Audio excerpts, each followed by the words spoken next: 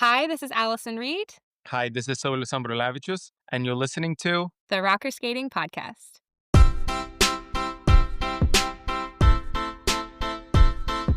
Welcome to the Rocker Skating Podcast. It is a Wednesday. I'm excited to come back on a Wednesday because we're doing a preview show. Hi, Michelle. Hi, Jackie. After a week off of a midweek podcast, we are back, and we're back with a vengeance because it is the Junior Grand Prix Final and the Senior Grand Prix Final all at the same time. Lots of skating coming up, and we are recording here Wednesday at 8:30 p.m. Eastern, which means competition is going to start in about 5 hours. Yeah, it's coming. Over in Nagoya, Japan. You're going to have a long night.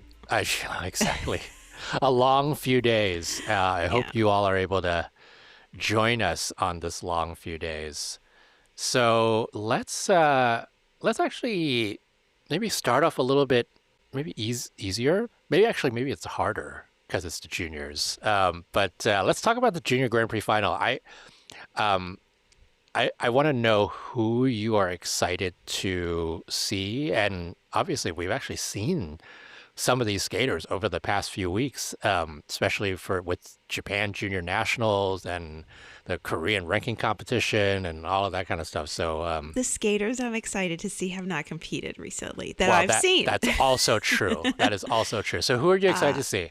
Dance. Oh my gosh. Aboyan and Veselukin from the United States. I'm feeling they're going to win. I think you agree with me. I think so. Yeah, I can't wait to see their Vogue rhythm dance again. It's the best Vogue program of the season, and I say that completely confidently. And there are two French teams here. I'm really psyched for both of them. Perrier Giannessi and Blanc Klapperman were just awesome on the Junior Grand Prix. I'm excited to see their free dance again. I believe it's, what's that guy's name? Tarzan. Yeah, Tarzan. The Tarzan program. What's that guy's name? Yeah. You know, that guy. I was thinking Hercules. I was like, no, Tarzan. Jungle Hercules. Yeah, the dance event is going to be exciting in a number of ways because I just think like with junior dance, it's always sort of like I don't know if I would call it a crapshoot necessarily, but like some of these teams are so evenly matched that it's like a level or a misstep here and there, and then all of a sudden you're in second or you're in fifth, right? Like they're going to be very close. Yeah. Scott Moyer has a really good team there too, Velon and Brandis, and they've been together a really long time. They have a lot of potential. Yeah. I mean, for me, it's the singles are exciting. The Rio Nakata Minkusaw showdown, especially after how both of them had just laid it down the last couple of weeks. Rio winning junior nationals in Japan, and then Minkyu winning all of the ranking competition over the seniors just this past weekend. Like I think that's going to be exciting. The Japan versus Korea show for the women. Mao Shimada has not been at her best this season, but she's going for number 4 on the Junior Grand Prix final. For the Junior Grand Prix final. So it's like, Have you looked at her competition results on the ISU bio anytime recently? No, I haven't. She has never lost an international competition. Ever. It's just a line of ones all the way down. That's called dominance. That's unbelievable. The big thing that we've talked about so much is a lot of these skaters who are in this Junior Grand Prix final were, 4 years ago, sort of like on track to become contenders for the Olympics this year, right? Like Mao Shimada was supposed to have been there, and then the age eligibility, world champion, right? Yeah, exactly. Yeah, like going into the Olympics. And then the age eligibility rules changed after the last Olympics, and it just completely changed the trajectory of a lot of these skaters. I mean, Rio Nakata, Minkusaw, like both of them would have been eligible, right? There are so many of them that would have been eligible. So it's a very interesting mix. And for me, I mean, I think this is like a maybe figure skating hardcore enthusiasts kind of thing, but like it's been very nice to see the development within juniors, right? And the rivalries within juniors across these skaters. I think it's hopefully this really does build longevity for a lot of these skaters, which is part of the reason why they extended the age eligibility on this in these rules. But I think it's very nice. I have a question I don't know the answer to, but hopefully the ISU will answer it. Is this the first time that siblings have both qualified for the final? Is this the first time that twins have both qualified for the final? I think the answer to those questions is yes. I think, and I am then sibling going teams back, don't count. I'm going Two back separate real entries. fast. Yeah. I'm going back real quickly. I think Mao Asada and Mai Asada had qualified for something. Must have been the Junior Grand Prix final, right? 2004 and 2006 for Mai. Sorry, I'm doing a quick trivia. We love quick trivia.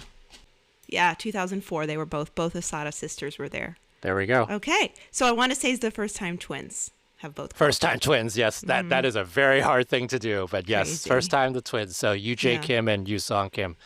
And then I would be remiss if I didn't mention the pairs event because Kemp and Elizarov have just been very good this season, and I think they're the favorites going in.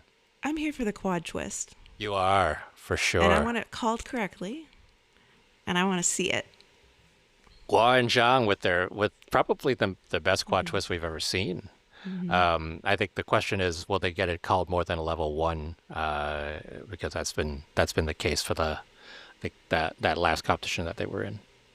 And this is the battle of Canada and China. I know Canada and China in pairs, and Japan and Korea in the women's event.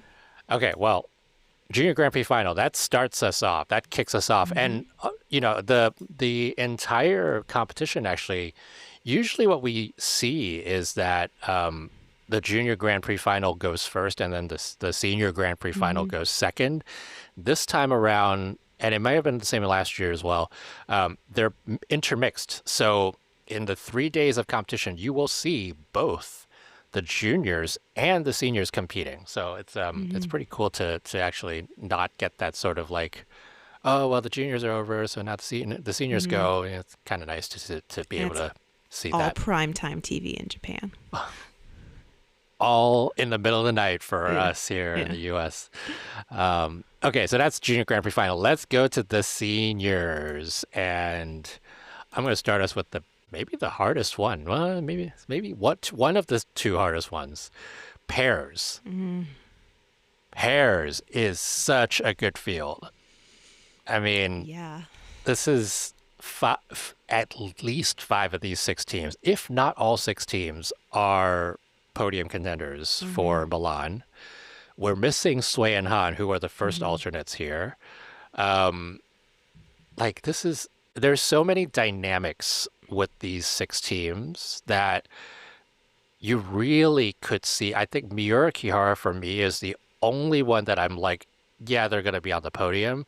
I feel like everybody else, depending on how their side-by-sides go, or depending on what their, mental mindset is like, or, all that kind of stuff, like depending on all those, it could be anyone's game for the rest of that podium. Yeah, I agree. It's very, very unpredictable. Paris has been quite unpredictable all season, and I know I don't even know where to start. I feel like Michalkin and Berulava could do something wild, like win the short program, or win the whole thing. Not. They could also win the whole thing. Yeah. Like they've got all the elements. and they've improved on everything else too. I still think there are stronger compositionally, stronger choreographically, stronger programs out there, but it's undeniable how good their tech is when they do them because they're just really good. But you could say that you could say they're really good about basically all of these teams. Yeah. I think my eyes are on how Hasse Volodin rebounds from the two Grand Prix this season where they just didn't kind of look like themselves. Yeah.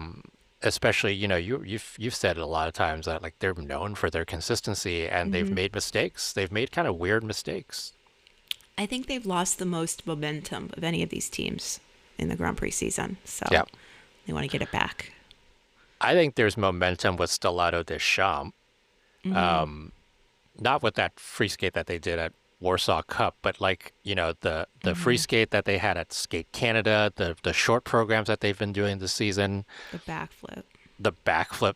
They're sort of ready to go, and of the other pairs here, I feel like they want this, and I think it's a question of, do they want it too much? Because that there's sometimes when it feels like that's been the case with them. I especially Deanna. She's just like a bull behind the gate, just ready. Right. Yeah. Like ready, and also just like ready to for anything.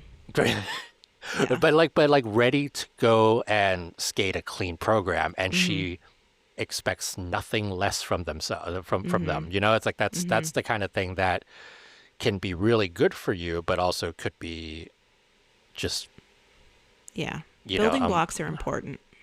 Yeah, it messes with your mind. So, but I'm excited for the pairs because it's just the fireworks will be there, and hopefully the mistakes won't. Okay, we talked about country versus country in the Junior Grand Prix final. Country versus country here is with the women. Yeah. Last year, if you remember, the joke was that the women's event was Japan Nationals and guest. And who was the guest? Amber Glenn. And who won? Amber Glenn. So Amber won Japanese Nationals. It was an incredibly good and fun competition last year with the women, and I think this one's going to be even better this season. I'm hoping that Ami Nakai is relaxed and does some crazy skating here and really like shakes everything up.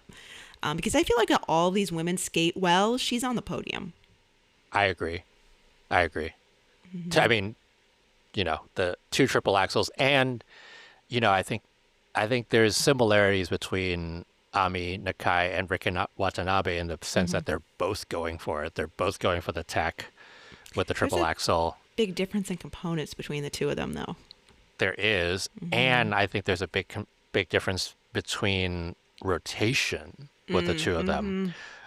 Ami is just a little bit quicker, and Rinka can squeak things out, and we saw that at Skate America. We've seen it in other competitions where you look at her jumps and you're like, oh, that's clean, and it is like, no, it actually wasn't, because she squeaks it out and it goes right out in the end. So those two will be interesting. My money is on Kaori Sakamoto.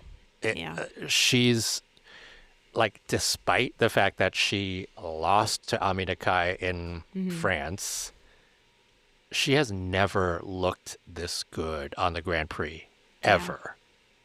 She's been skating clean programs, the free skate's just unbelievable. So I think Kaori's got it in the bag. I wouldn't put it in the bag quite yet. I'm saying in the bag. It's in the bag.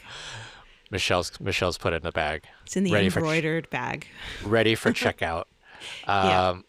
Monet Chiba has been scoring very consistently and also been very consistent ever since that weird opening event that she had at home, where she like splattered on two jumps in the short program, she's come back and just been like rock solid. You know, the issue with her is going to be rotations, as is for Amber Glenn, actually, which is not something that I expected to say. Yeah. But Amber Glenn's triple flip, triple toe has been a little bit suspect, and I think it has a little bit to do with the couple of mistakes that she had at Cup of China. Maybe she's just thinking about it a little bit too much, but you know, we'll see where she goes there. For me, those are your top three. Alyssa is, I would say, on the outside looking in, and Ami and Rinka, depending on how they do, could get on the podium. Yeah. And Alyssa is doing her Donna Summer free skate once again, which I don't know. It's I guess you don't want to debut a new program at the Grand Prix final, but also I don't know if you want to skate the program that you won the world championship with at the Grand Prix final. I know. Yeah. Yeah. There's a part of me that's like, maybe if she had had an extra week, she would have gotten that Gaga program in. I don't know. There's literally no way that she is not continuing to work on that new free skate, because she found it necessary to go on Instagram and say, I'm doing this, you know, the MacArthur Park. Yeah. So, you know, I think she knows as much as anybody that, like, she needs some new material for the free skate.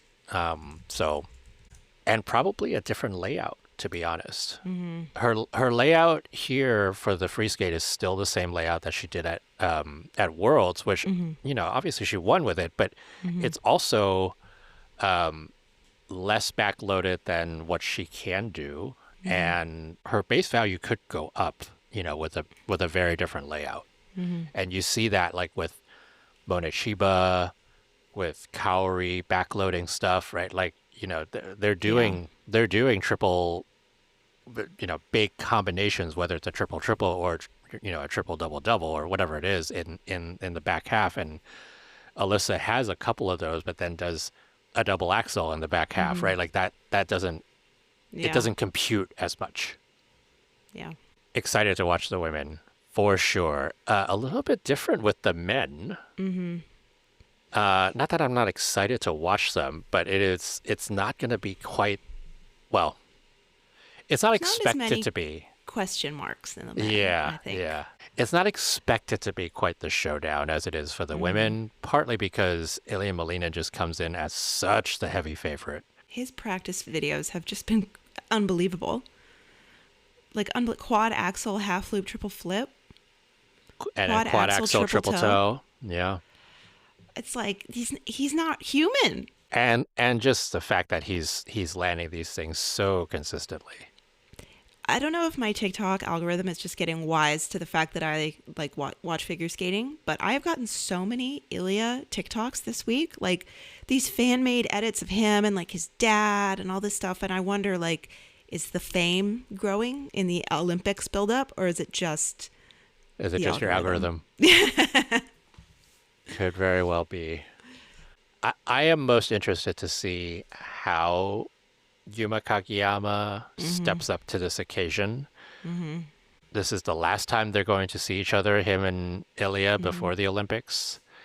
And if I were Yuma Kagiyama, I would be like, I need to demonstrate that I am competitive.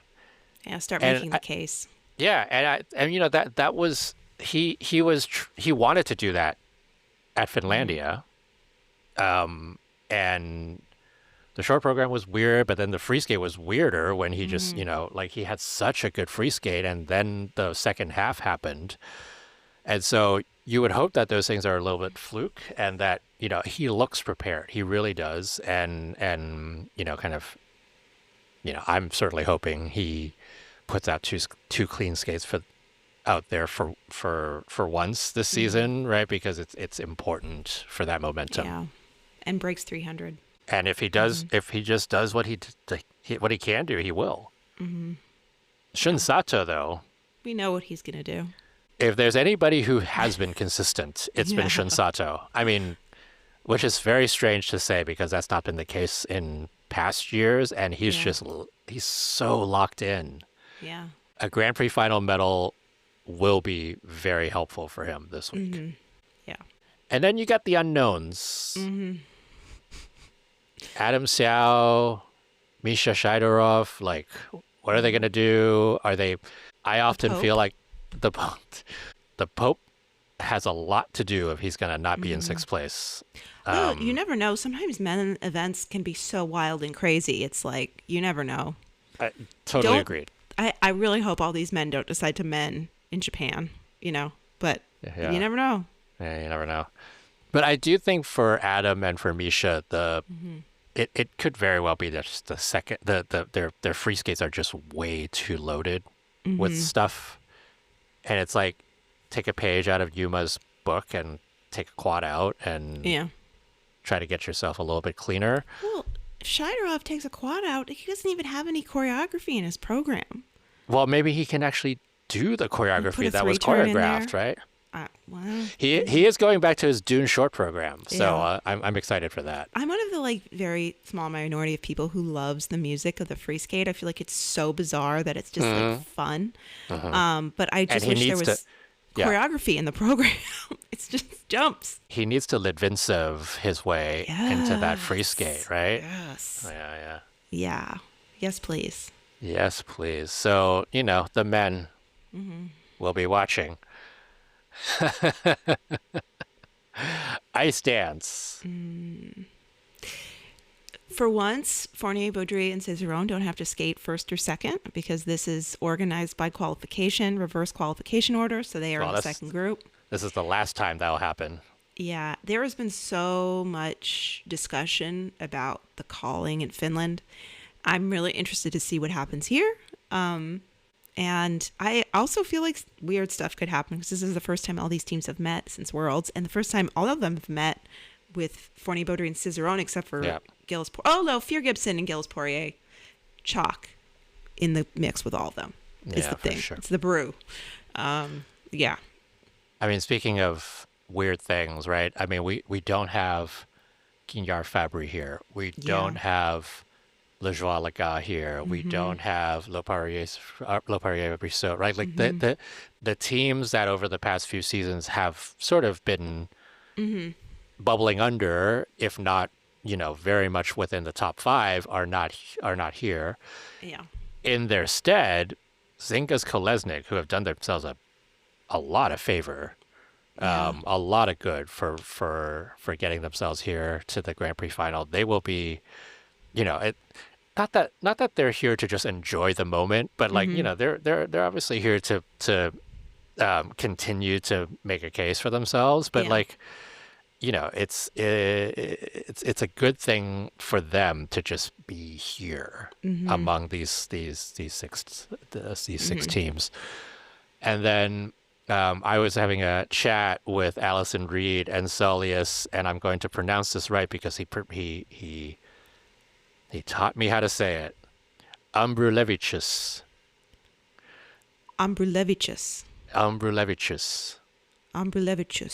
I had to go back and re-listen to how I pronounced it multiple times, but I had a great little chat with them a couple weeks ago. Welcome to the Rocker Skating Podcast. Thank you so much for having us. Thank you. Okay, so we're going to start with the hardest hitting question of it all, which is everybody's pronouncing your last name wrong. You're probably pronouncing your first name wrong. Can you educate all of us in the fan base and in all of media? How do you say your name? So my first name is Saulius. So it's the easier part, but I ask everyone to call me Saul because it's easier and easy to remember too. The last name is Ambrulevicius. So it's a harder name for even Lithuanians to say. So don't be upset that someone is mispronouncing. But I have I'm happy to help everyone else to learn how to say it. So the first part of it is basically like an umbrella. So it's Ambrulevicius. You just say umbrella, Ambrulevicius.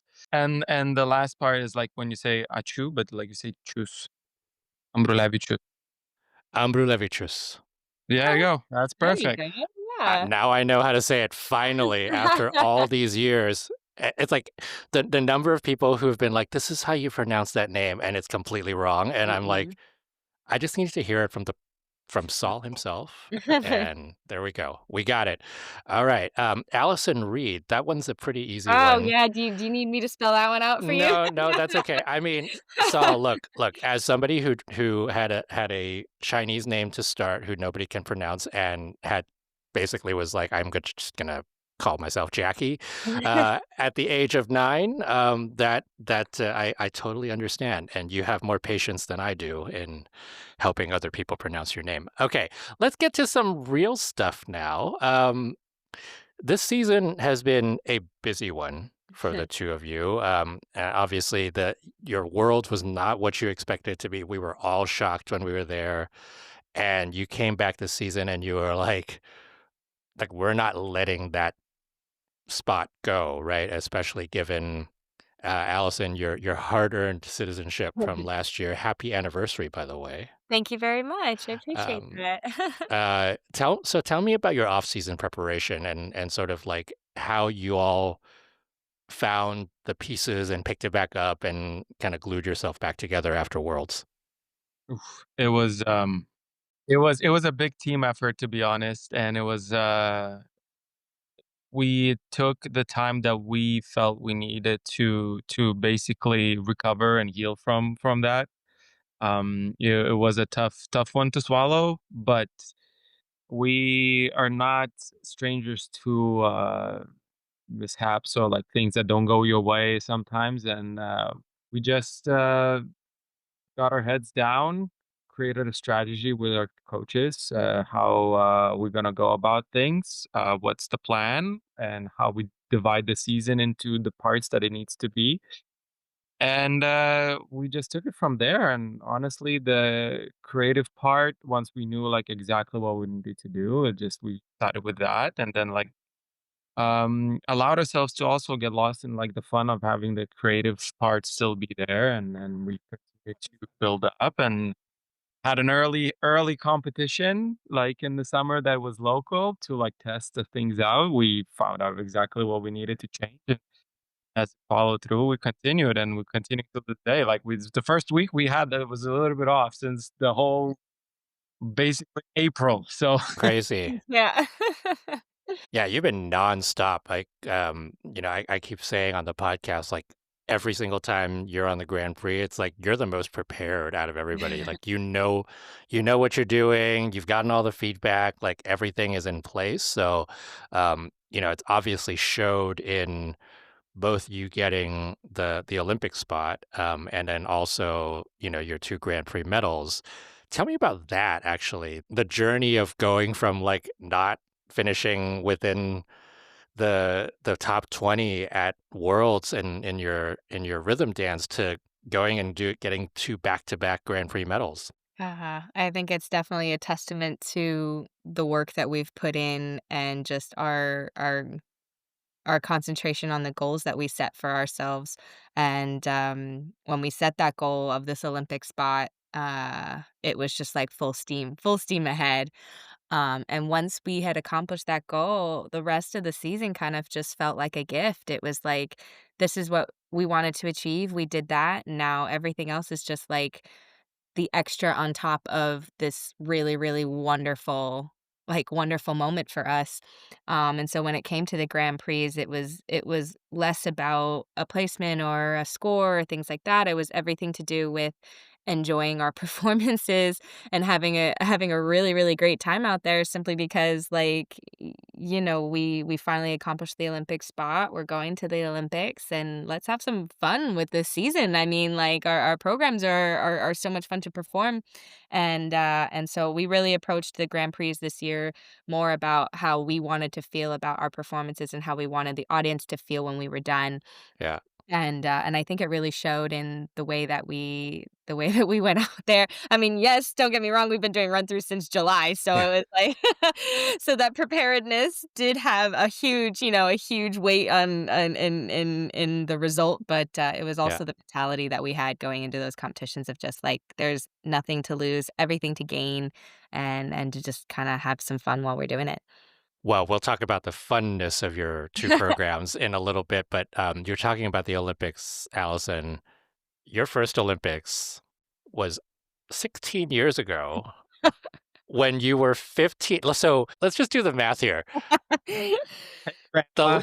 You were less than half of your current age when you were at your first Olympics. That's true, right? Yes, yeah. That's crazy. Take me back to Vancouver in 2010. What do you remember from that experience? I remember that just being literally such it's an overwhelming experience as a 15-year-old to be in a scenario or an environment where these top level athletes that have been training for a long time in their careers are achieving these goals and stuff. And my partner and I at the time had been skating together for like 5, 6 months when we qualified for the Olympics. And so, uh, that whole experience really was amazing. I don't want it to make it seem not consequential or whatever, like, Right. it was such an amazing experience, but in my young age and in my newness to ice dance and competitive ice dance, because I was just solo skating pretty much prior to that time, I feel like the weight of it and the grasp of the seriousness of the sport and, was not quite there for me. I was still very, very young, and knowing that going into this Olympics with Saul and for Lithuania, it just carries way a lot more importance and a lot more weight to it. We've worked very, very hard to get here, not only to get the spot, but also for us to obtain citizenship for myself. Right. That journey was long and very, very hard. And, when people say blood, sweat, and tears, we actually mean it. So, it was definitely a different experience in general. Yeah. I mean, to your point about the sort of journey that you had to be on, I mean, the last Olympics came around and you couldn't go, and you qualified the spot and you couldn't go. And the it is really, since then you've been six at Worlds, you've done so much in continuing to push the sport forward for Lithuania that I'm sure that was a huge part of the granting of the citizenship. And again, happy anniversary to this time last year when you had gotten it. You also, Allison, you span the eras of competing in compulsories. Yeah. And also when it used to be called, there was the original Original dance, and then it dance, was called the yeah. short dance, and now it's the rhythm dance. What do you miss about compulsories as a competitive element, if you miss it at all? It's funny that you asked that because Saul and I were having this conversation and also with several other ice dancers in Skate Canada about the lack of compulsory dance for senior dance couples on the circuit right now. I do not miss having compulsory as its own entity, as its own. Watching 32 Pasodobles is not the most exciting thing on the planet. Not for the audience, not as a competitor. So not too sad that that's not around anymore. But I I think Saul can explain that a bit more about how he was feeling about the lack of a compulsory dance in the rhythm. I mean, we went from compulsory and original to figuring out how to combine that Hmm. into what it is today. And Saul, if you want your input on the compulsory, because I kind of like Saul's input on that. Well, I mean, I think that the lack of compulsory dances is a big miss for people to show their skills, how to like do dances and partnering in holds in the thing that made ice dance. And I think we had a couple of years where we had that opportunity when we had combined compulsory dance programs with other elements that it was close to the original dance that happened in 2010 Olympics, I think. I think it's a very good opportunity to very easily separate the teams that like know how to skate in complexity and be creative in the same pattern that you do. And it's also as a sport, it's easier to judge the same element for people to like even like who don't know the sport in that place. Like you can easily tell like, oh, that team covered the ice better. That team like does this like turn or like this moment like better than anyone else. And I just thought that like it's a thing that should come back because it benefits the sport overall. It makes it nice. So that was my take on it, especially being the freshie in ice dance with learning patterns. And I enjoyed, especially like some parts of like the pattern, like learning Tango Romantica was one of the biggest like learning curves I had, which understood like the partnering aspect, you understand the timing in the music aspect, the musicality, the edges, like how you can interpret a dance throughout the same move, like you can differentiate, like you can see like the other person's character in that. So I don't know. I thought always that like pattern dances were a good thing, good addition, and it should stay for even senior dances too. Yeah, Yeah. it's interesting. There's been a lot of talk about it, about how, especially over the past couple of years, especially the amount of sort of open ice dancing and sort of side by side synchronized ice dancing versus, ice dancing in holds it's just changed. I mean, you see this season two teams bringing back free dances that were choreographed in the 2016 to 2018 era Mhm. that are now adapted to this new set of rules for the free dance, and you see the differences. You see the way that the sport has changed based on that. So it's been an interesting to see kind of um, that experiment, if you will. Like Mhm. there's actually a control experiment for ice dances that have been kind of in one era and in another era, but with basically the same music. So totally agreed on that. But Saul, you were talking about the newbie being the fresh like single skater going into ice dance. What what was the biggest shift for you? I mean, you talk about the tango romantica, you talk about, having to learn partnering and those types of things, but anything that stood out to you as you were getting into the sport? There are a couple of things. The biggest one that stood out is that it's actually more fun and easier to compete with another person. Um, like growing up and having this pressure on by yourself, you can become your own Mhm. biggest enemy in competitions. Like when you get into your head, and especially when you don't have like coaches that like have that experience, like bringing up athletes to know how to compete. You can like train the athlete how to like jump and stuff, but there's an aspect of how to compete, how to prepare yourself mentally and all this. That aspect like came in with more help in ice dance because you have another person where you not only feel responsible for yourself, but you also feel responsibility for the other person that you're dancing with. So that care actually shifted that mindset from from just yourself, like, okay, I Hmm. can't mess up because like I'm gonna mess up the other person. That responsibility made you a little bit like, okay, I gotta really do my stuff. Uh, that was one thing. The other biggest aspect was like the physical, the way that my body had to change to go like I think it was over 2 years of constant legs, like quads and legs, like morphage into the muscle type that it needs to be in ice dance. My leg muscles like shrank into thinner but elongated muscles, which was like great. I can wear different kind of pants now. I was gonna say you also have a lot more like, blade marks on your thighs now than you used to. No, we're staying away from like the standing lifts Mm. because of I've certain. just them.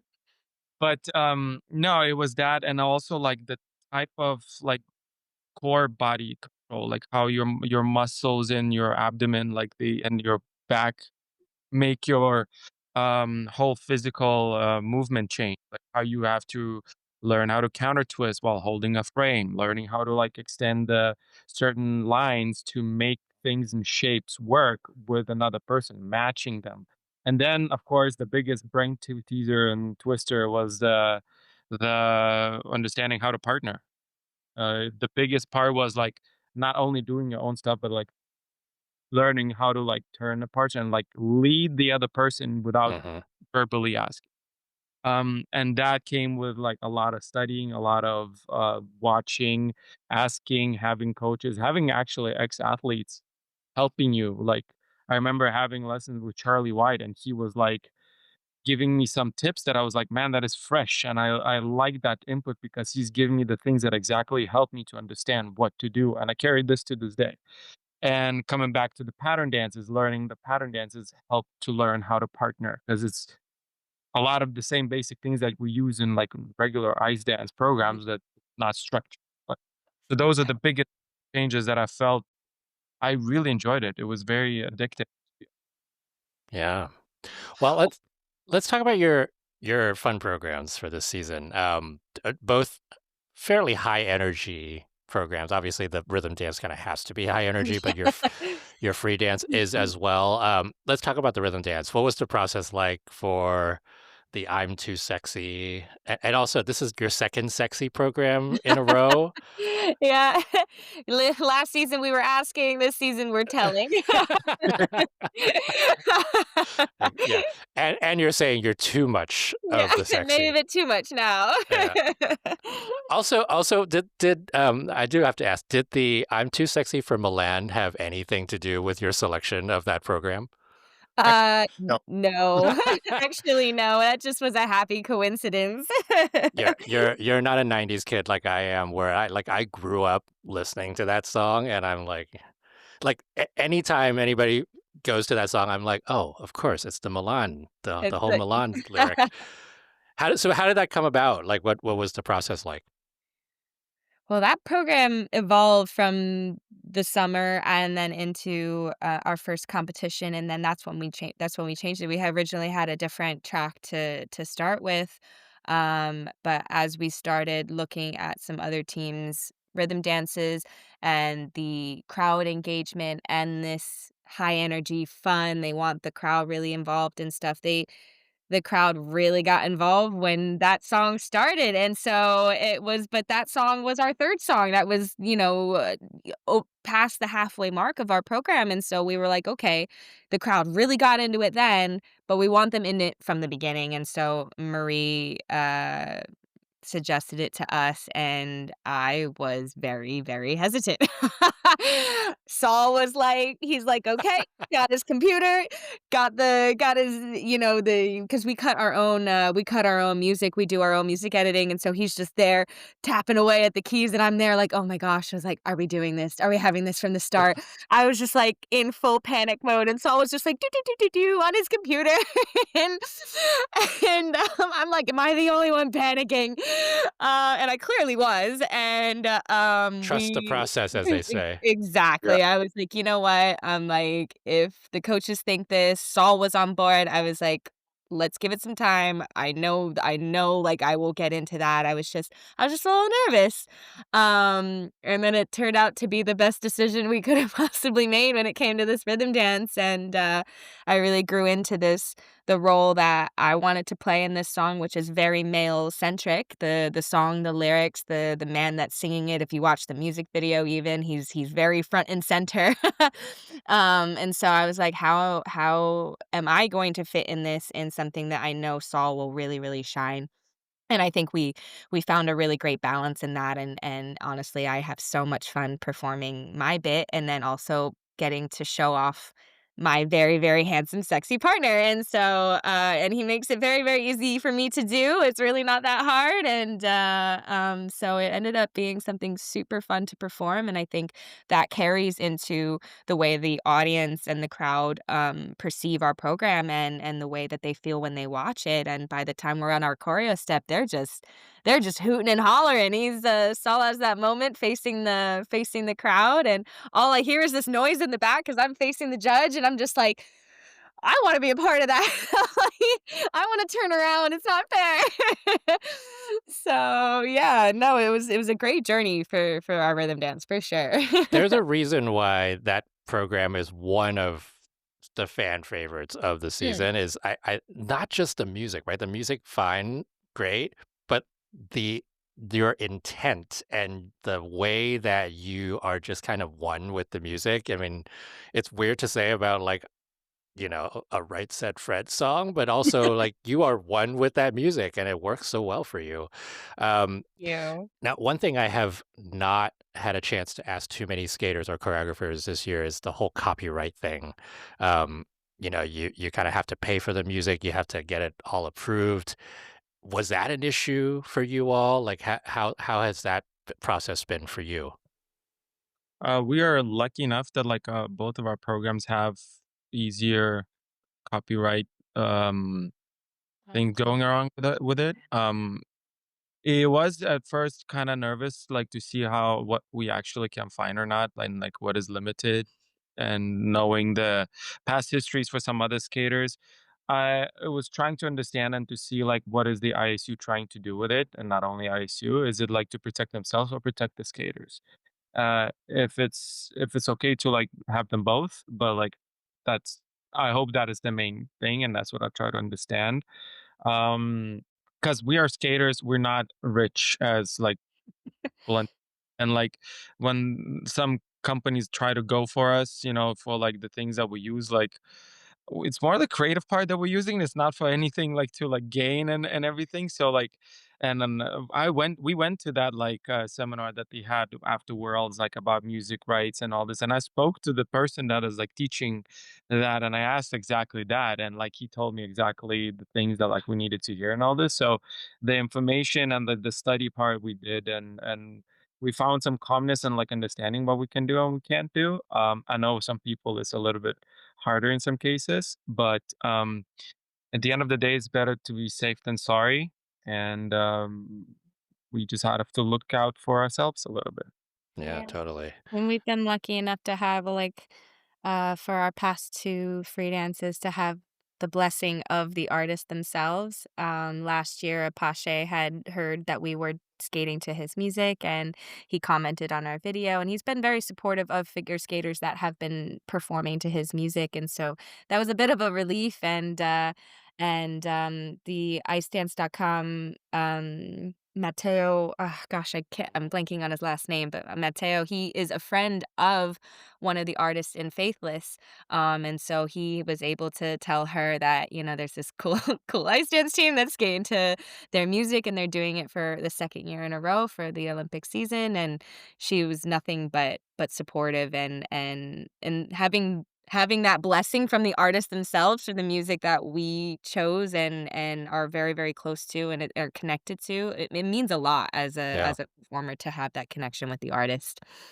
I always love it when the original artists are like, "This is the coolest thing Right, ever." Like, it's I like know. would it be cool for somebody to skate to your music instead of being like, "Why don't I just sue Like, you why don't for" I have yeah, why don't I have you know financial gain from this? Yeah, exactly. So, I mean, I'm like, like, "Same, why don't we have financial gain from this?" there are literally songs that skaters have skated to that have gotten popular again because Yes, skaters have skated yes. to it. Like, it's just Mhm. like, you don't know what you're missing, guys. Yeah. Well, let's talk about your free dance, which, I've, obviously followed you through the years, and you have a tendency to be going to the club for your free dances, kind of high energy, modern style type dances. What is it about that kind of style that you think suits you well? Do you have like a certain kind of liking for a more modern aesthetic than others? It's not only free dances, we could say. We even like on the first year that we have had an outing during Latin year, we chose a more electronic like approach to um like To the the song Latin environment, wanted to yeah. skate. Like our Latin year was like I think was it well Destination Unknown was like the Benassi. I think it was the Benassi brothers like remix. It was like more of Mhm. Mm, electronic take towards Latin, and I personally love that aspect about like the sport that like people trying to push different genres to it, not to make it standard because uh everybody knows like what kind of ice dance can be with like everyone trying to be floaty and fluid and classical, which is I really appreciate. And I like skating that too myself, but also I just know that how much fun we have with skating to that kind of genre of music. We skated rhythm dances, like for example, the hip hop year. We went to like I was like, Allison, we're gonna skate to like Glass Animals, and we're gonna Yeah, yeah. It's like, and, "What?" and it was like Ellerbrook, Glass Animals, and then like I think we were doing the choreography in Italy, and then we found like I was like, oh wait, I know this song, and then the Blue Monday remix, I knew that a long time ago, and it fit right this, and it was just the biggest blast to skate it. It was fun, it was great, and the more we did those programs, the more like confident in like trying to explore that area we felt, and I think the biggest break was when we skated to Fateless the first year. It was the time where I was like, I saw something being able to be done in that to that song for a long time, but I was kind of personally a little bit tentative. I didn't know if that's like until I clarified the idea. Then I was like, okay, Allison, I have an idea. I'm gonna do it like a demonstrational because I tried to explain it to her. I remember we were still like living in the same apartment back then. I was like, okay, come here, I'll try. And I tried to explain to her. She couldn't like see the picture. I was like, okay, listen, I'm gonna do a cut Yeah, and well, 'cause the track was, like, 12 it was minutes long, it long. was long, It was just this beat for 12 minutes. I was like, "How are we like, what?" I was like, "This is gonna be the most monotonous program on the planet." and then I Talk to all the people who are skating to Bolero, though. yeah, Yes. yeah. So, like, I was like, "Okay, trust the process." I spent, like, I don't know, like, I remember I didn't stand up from the chair, like, it was dark, like, I was, like I think, like, I spent 9 hours or more, like, just cutting music straight up until I got the thing that I saw, and then I played it to Allison, she's like, "Okay," and then I played it, like, for, of course, to coaches, and I was like, we played one option we had, and then Patrice, I remember listening to it. Okay, I was like, okay, Patrice, I have another one, but like, I can guarantee you won't like it. And I played it, and he was digging it. He was like, okay, He was I like, like "Yeah." it. It's cool. And then we played it to Maria. Marie was like super on board. She had like also some ideas what to like do with the cuts and like mixes and all this. And it was such a nice, great collaboration to like Mhm. do that program that it just created fun time and we felt very good. It's one of the hardest programs to skate to. Physically, it's so demanding because it's like not easy to breathe through it because the movements and everything are so sharp. But like at the end of the day, that energy like gave us more energy to go at the end. And that was kind of like when we saw that we enjoyed the most. And like there were people that like thought, of course, that this style and genre is very controversial. Like some of them like, oh, this is not ice dance and all that stuff. I'm like, no, it's we dancing on ice. This is ice dance. But at the same time, it's that's us, and we try to stay true to what we believe that was reflecting what we are as people and what we like about the sport. Yeah. And we kept on doing that. And this year is no different. I mean, there's a reason why that was also your breakthrough season too. I think you found something that clicked, and Mhm. you're obviously improving as a team, but also being able to be so comfortable with what your material is also incredibly important. And you've certainly created your own stamp on the sport.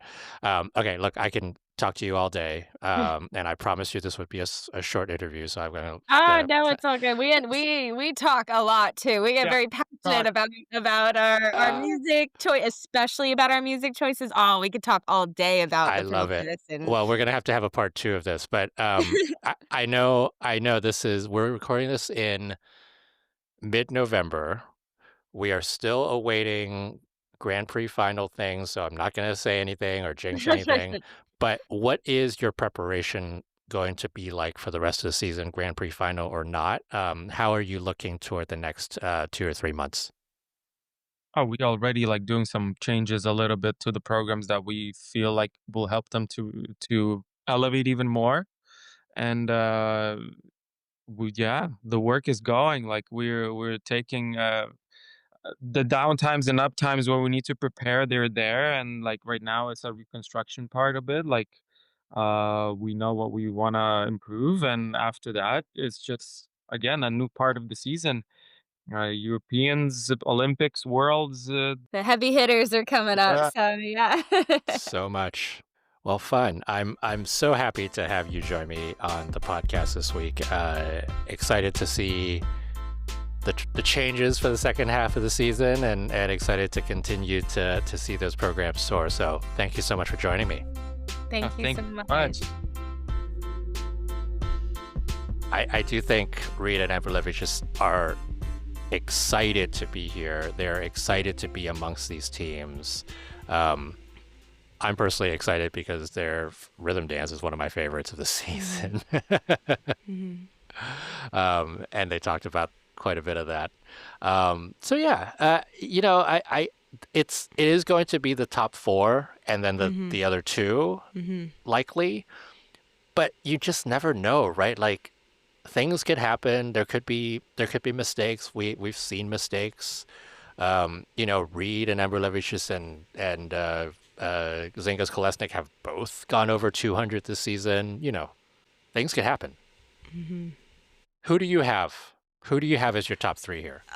Fournier Beaudry Cizeron, Chalk Bates, Fear Gibson. Oh, wow. I just feel like it's going to happen. I mean, I'm not the one who's calling it, but I just feel like it's in the works. It's in the wind. I have the same top 2. I have Gilles Poirier 3rd. Okay. Yeah. That'll be interesting. I think Gilles Poirier have not found their stride quite yet. But this would be the place for them to do it. Fear and Gibson just have had a lot more competition time this season. And we said the same thing about the Lithuanians. What was it, in Skate Canada, Cup of China, wherever it was that they were at?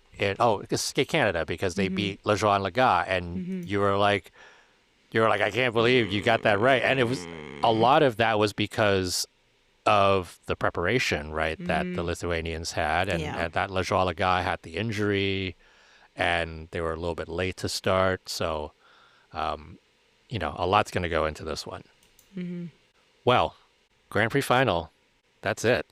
Let's go. We are starting very soon because the junior pairs short program starts at 1:30 Eastern time, 1:30 a.m. Eastern take a time. little nap, Jackie, and set an alarm and get up. That is what is going to happen. So really, you're gonna get up for junior pairs? Oh yeah, wow.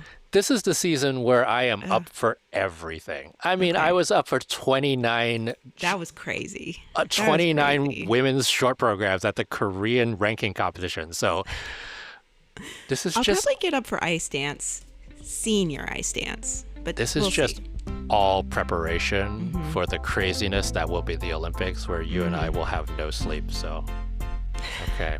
Can't wait. We won't have sleep, but we will have pasta. Oh, yeah. Carbo load every day. All day, every day.